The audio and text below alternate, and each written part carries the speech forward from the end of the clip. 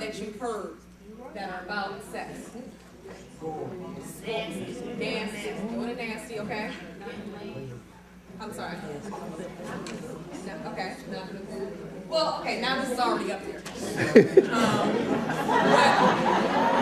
Doing it. Eating cheeks, fuck, of course, bone, breaking you off, bumping nasty, bumping ugly, getting out, doing the nasty, getting laid, getting it on, grinding, knocking boots, knocking it out, screwing, raw dog, smang it, which is to smash it and bang it. Score, lay the pipe, tap that, beat it up. These are things that we refer to. These are things that we say when we're talking about sex. What does this sound like? It sounds violent. I'm gonna beat it, I'm gonna cut it, I'm gonna knock it, I'm gonna tap it, I'm gonna smack it, I'm gonna screw it, I'm gonna, I'm gonna bump, I'm gonna break it off, break you off. These are embedded in our language. Again, rape mentality.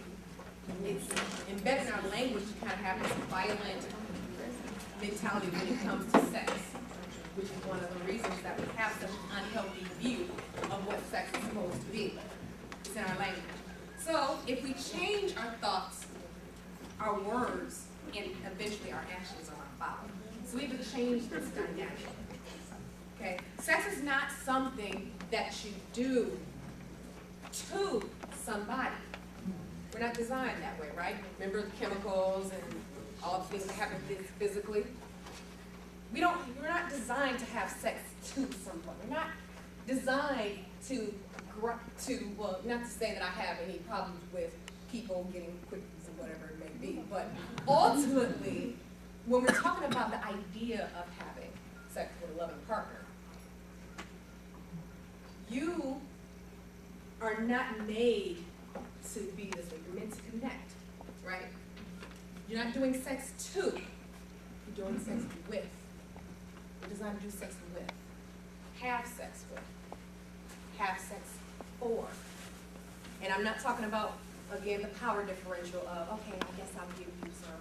This is, I care enough about you and I care about the power that comes with having sex. I'm going to offer this to you because I love you and I care about you. I'm doing this for you. Okay? So, in addition to the things that we see in the media, in the language that we use, there are also some known things that will kill your libido that happen out that you do to yourself.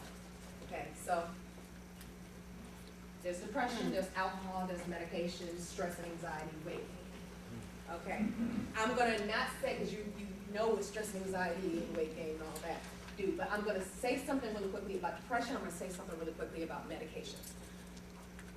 Depression, and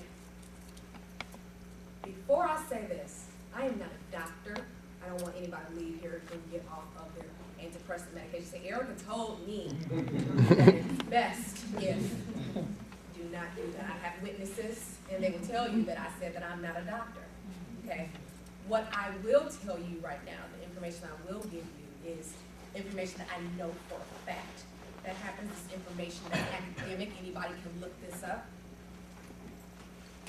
Depression is huge, and a lot of people suffer from it. And I have no problem with antidepressants, and I think they're a great innovation. But the issue sometimes that I have is that with the long-term use sometimes of antidepressants for people who don't really need to take it long-term, I'm a big proponent of using antidepressants for when you're going through something, when you're having some sort of issue. But I'm also a big proponent of using those in conjunction with therapy, because therapy is designed to help you get off of and help you get through. Again, we're talking about the drugs and the heroin addict and things like that. You become dependent on this drug to make you feel better, and you're not working on the thing that actually is wrong with you in the first place. So antidepressants, they're great, but the issue that I have with it sexually is that antidepressants kill the sex drive. do is you get a dramatic increase in your serotonin. Dopamine goes down. Dopamine is the feel-good child, the feel-good neurotransmitter. And so when that happens, you lose your sex drive. You lose the ability to connect through sex. And really it affects even your abilities to a certain extent how you love, because that's a vehicle, right? So again, I say that if anybody is on antidepressants or they know somebody's on antidepressants, it's something that should be monitored by a doctor or in conjunction with therapy. Okay, so just be mindful that antidepressants can really affect sex drive, especially over time. Of course, medications. There are some medications that people have to take, so chemo, some things for cancer, some things for maybe diabetes that may affect your sex drive, okay? And those are life-saving things, and you have to take those things. But the thing is, if sex is important to you within your relationship, be an advocate for yourself. Go and ask the questions. I went to a workshop maybe about 2 years ago in New Jersey, and we talked to, it was 4 doctors, but I was kind of like, I'm a therapist, I want to know about what y'all are learning. And I went and I found that that doctors really don't know much about communicating to their patients about sex. They're into life-giving, and now they're moving towards kind of getting that in schools and making that part of the curriculum and things like that. But a lot of times they don't really know how to communicate. They're uncomfortable having this, so they don't bring it up. And to some doctors, it's kind of like, well, your life is saved. Like, why are we worrying about this? Because you're alive, and it's kind of like, oh, but I'm living the fullest life that I can. And if I can do something, if I can take a different type of medication or a different type of, and like I said, I'm not a doctor. I don't know what can be done or what not. But what we did talk about is kind of opening up the lines of communication. Opening up the lines of communication so that your doctor can know. So be your own advocate. If they're not going to bring this up for you, if you have a lower sex drive or something else is happening where you can't get an erection or you're not getting proper lubrication like you used to before, you need to be able to talk to your doctor and don't be scared to talk to them. Okay, so spend a lot of time talking about that because I'm kind of building up for everything else. So the next one is weight gain. Well, the last one there is weight gain, and we're going to move on to fitness. Okay, and I'm going to just go through this. This is not going to take very long to go through. Fitness, there's a reason that when you're in your 20s, that your sex is much more effortless, right? You're younger, you're more energetic, okay? Hormones coursing throughout, right? Okay. But then what happens is that metabolism, and I'll explain the quotes, metabolism slows down dramatically after a while. Okay. So then men start seeing men and women start seeing a little bit weight gain here. Women start getting a little bit more hefty around the thighs and the butt. Okay, men they maybe start to gain a little bit in their chest. But we have to look at what metabolism is really. Okay, and I want you all to hang with me because I'm about to give you a brief chemistry lesson. Brief. Okay, so it's going to be painless, like a Band-Aid. Okay. Metabolism, people are getting the definition wrong. You don't have high metabolism, low metabolism. There's no such thing. What happens, what people are describing, and actually, let me go ahead and give you a definition of metabolism. All metabolism is the chemical process that happens in our bodies in order for the cells in our body to live. It's kind of it's like a big title for everything that happens in our body. That's metabolism. There's no high and low. What people are referring to is anabolism and catabolism. Really quickly, and this will make sense in a minute, I promise, okay? Anabolism is the buildup of things in your body. Okay, so when you build muscles, the process that takes place in order to help you build muscle, that's anabolism. the addition to testosterone, the addition to estrogen in order to make you male and female, that's anabolism. Catabolism, inversely, is the breakdown of things. It's the breakdown of food to convert into energy. It's the breakdown of fats. Okay. So, why is this something that I'm telling you right now? Both anabolism and catabolism require energy. Weight gain is when you have too much anabolism and not enough catabolism. So it's a simple chemical imbalance, right? So you have different needs as you get older. When you're younger, your needs are one thing, but then you get older, they change.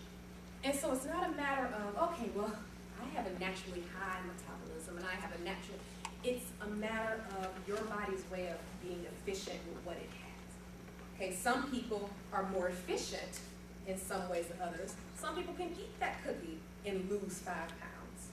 Okay, anabolism catabolism ratio. Some people can look at the cookie and get right. You know, you have to know what works for you. So, why am I telling you this, Erica? I thought we were here to talk about sex. Weight gain is one of the biggest factors in people having sexual issues with one another and actually having self-confidence issues or confidence issues with themselves. And so it talks about the desire to have it. Weight gain contributes to your desire to a certain extent for some people. So these are people who, okay, I'm gained all this weight, so I want to turn off the lights and I want to only have sex at midnight, at night, under the covers with all the lights out. Right? It affects the way you have sex. So when you're younger, these are some things, for some people, I find it, and I'm kind of speaking generally, this may not be the same for you. But when you're younger, you don't tend to have as many inhibitions or any problems. You have more inhibitions. So, this is important to know because, especially the anabolism catabolism portion, because it puts the power in your hands. You understand that this is something that it's a matter of finding the balance that works for you. Okay, you balance with somebody else, ratio for one person is going to be different from somebody else. And it's important also to know because people are living longer these days, but they're also dying longer. And we're talking about your ability, your quality of life. So,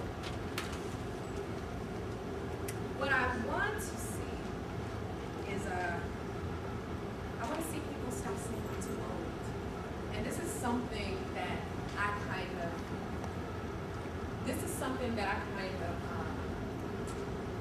when I was talking about this event, and I'm saying I was talking about sexuality and fitness, and a couple of people who were a little bit older were saying, oh, sex and fitness, you know, that doesn't affect me. I'm done with that. Done? Really? Like, what is that? What kind of outlook is that for me to look at you as only, you know, a 60-year-old, or like I said, you're a little longer. You know, why can't you still be fit? Why can't you still be happy? Why can't you still have good sex? We talk about that over here.